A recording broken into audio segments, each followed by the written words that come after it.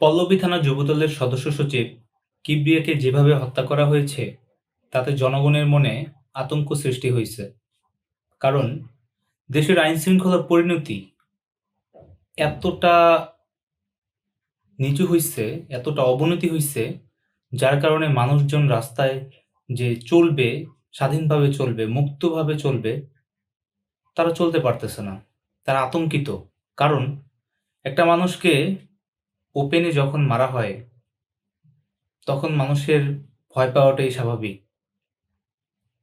একটা দলের একজন নেতা, তাকে গুলি করে হত্যা করা হয়েছে রাতের বেলায় সবার সামনে একটা দোকানের মধ্যে তাকে হত্যা করা হয়েছে। এতে কি বোঝা যাইতেছে? দেশের আইন শৃঙ্খলা পরিণতি কি খুব ভালো? মানুষজন কি খুব ভালো আছে? আমার তো মনে হয় না মানুষজন খুব ভালো আছে। ডক্টর ইউনূসের আমলে যতগুলা খুন হইছে, আমার মনে হয় না গত 16 বছরে এতগুলা খুন হইছে।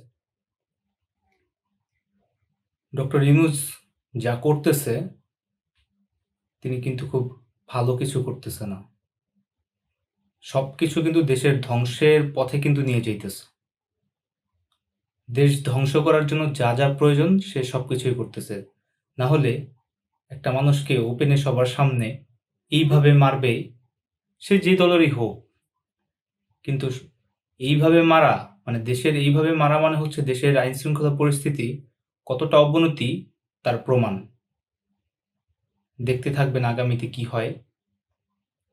তার আগেই আপনারা আপনাদের যার যার স্থান থেকে উদ্যোগ নিন, না হলে কিন্তু এই দেশ ধ্বংস হয়ে যাবে খুব তাড়াতাড়ি। ধন্যবাদ।